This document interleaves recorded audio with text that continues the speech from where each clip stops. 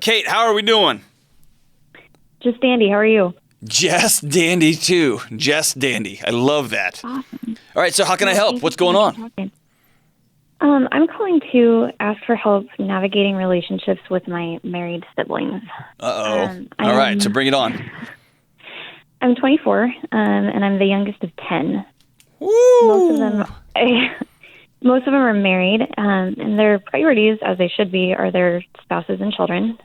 But I just get in this pretty regular emotional battle between feeling kind of lost in the shuffle, worthless, insignificant, just like always back of the line, and then just, kind of suck it up, kid. Like, this is what happens. Everyone's supposed to grow up and have their own families, and you just have to, I guess just be prepared for whatever comes your way. How old are you? 24. Oh, 24. You told me that. That's right.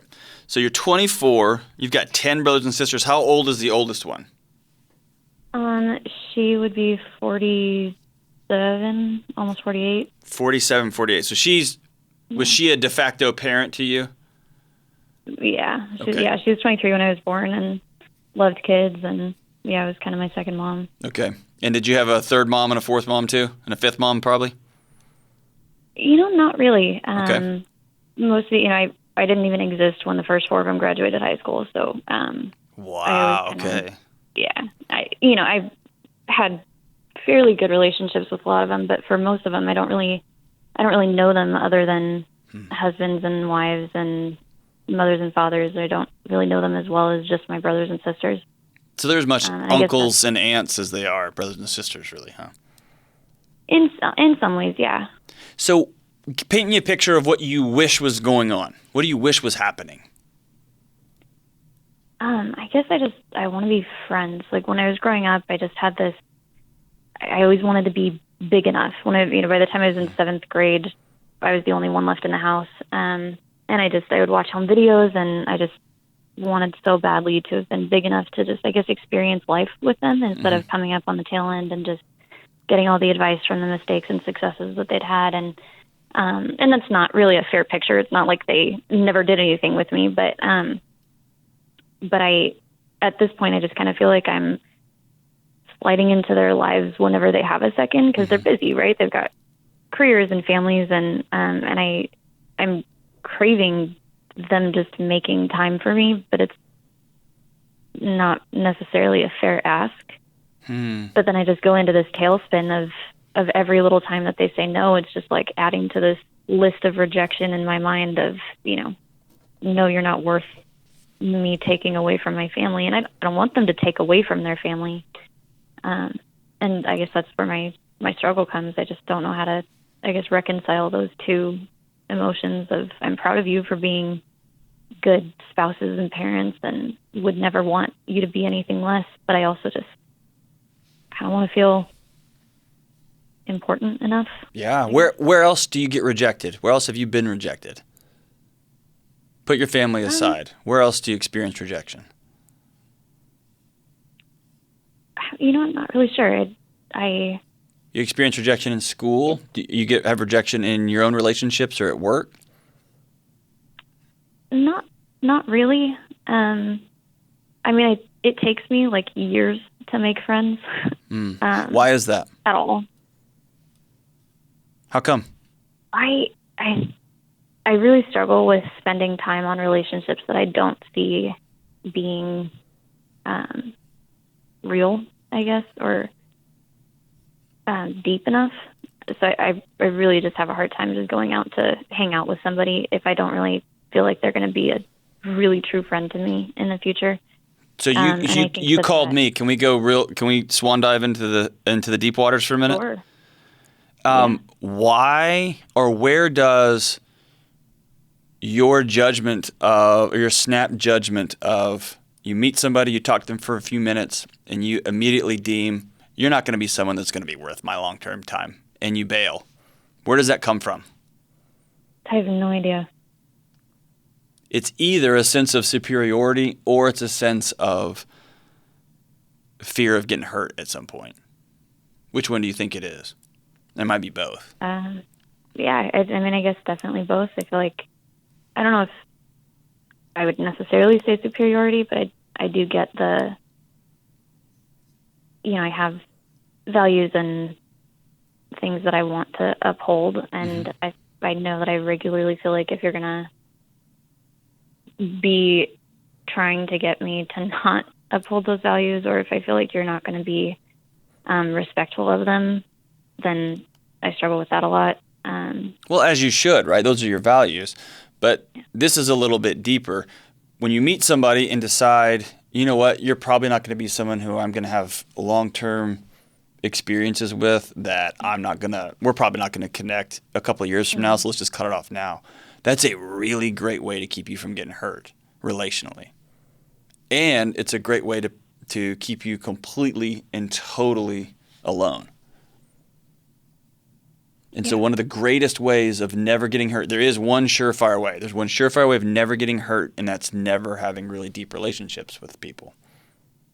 Never choosing to go into deep relationships with people. Because the one guarantee, the price of admission for being a good friend, the price of admission for falling in love, the price of admission for being a connected family member is hurt. Eventually something's going to hurt.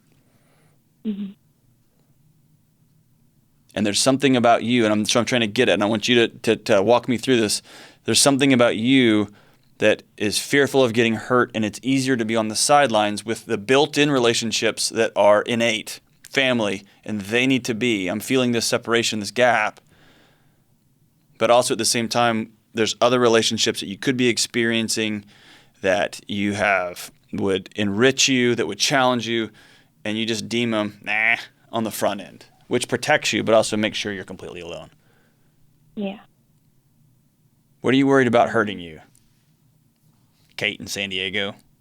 I guess I've always, when I do have friends, I really only have like one or two extremely good ones, and everybody else is just kind of there. Mm-hmm. And both times, they just kind of disappear. Hmm. The first one was my best friend when I was a kid, and we were best friends for years, and then she went to a different school, and then I moved away the next year, and she literally just stopped talking to me. And then the next one when I was in high school, and then I went to college, and after about a year, stuff just started happening in her life, and she did the same thing almost, and recognized it and apologized later, but I guess Are you a great friend? Well, I think so. I hope so. From my perspective, I would say yes, but... That you're awesome? I'm not digging. I'm just wondering, are you a great friend? Yeah. I think I am, yeah. And so what I want to tell you is you're worth being 24 years old and having had more than just two good friends in your lifetime. You are worth having... I've got somebody at my house this week who I've known for 25 years. He's just crashing with us. We think differently. We live differently. We act differently. We still relentlessly make fun of each other. And we still relentlessly hold each other accountable for a core set of values. And he's one of a number of great, wonderful friendships that I've had that fades and ebbs and flows and is rich and is deep. But you're worth more than two friendships. And when it circles back to your family, you're worth more than just hoping that they will reach out and include you. You're worth including yourself. You're worth going to their kids' games and their kids' events and doing the things relationally instead of sitting on the outside and waiting for them to include you. You're a person of value enough that is worth being around other people. Your love is worth other people experiencing. And that means risk. Relationships don't start with comfort. They start with risk. They start with, hey, will you be my friend? Or, hey, let's go hang out. Or, man, you're weird. Or, I don't like the way you say that. Or, I don't like your language. Or fill in the blank. But they all start with risk. Right. I think that's where I struggle though, because I do take those risks.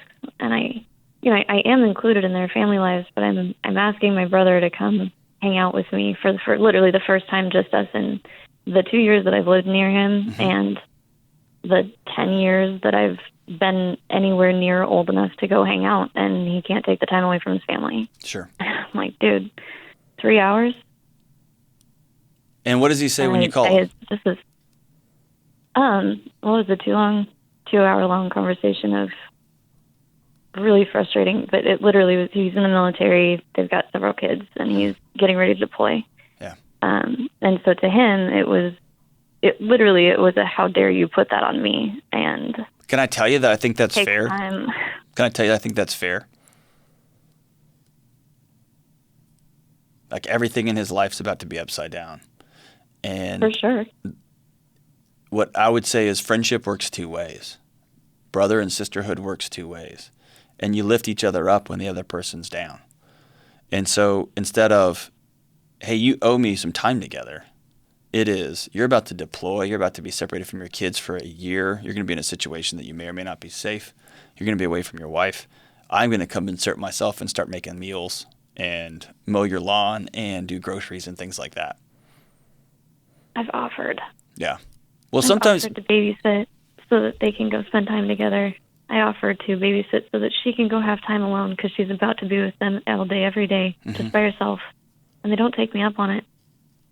And I truly don't know what else of myself I can give without just feeling, again, like I'm just lost. Like I'm just constantly here to make everything easier for you. But when I'm almost depressed, you can't be there. I can't call you. I can't. I truly understand that they're about to go through a really hard time again. And again, I don't want to take him away from that at all. Are you going to miss your brother? To him for years. So much. Yeah. Are you scared for him to go? A little bit, yeah. Are you scared for their marriage and relationship?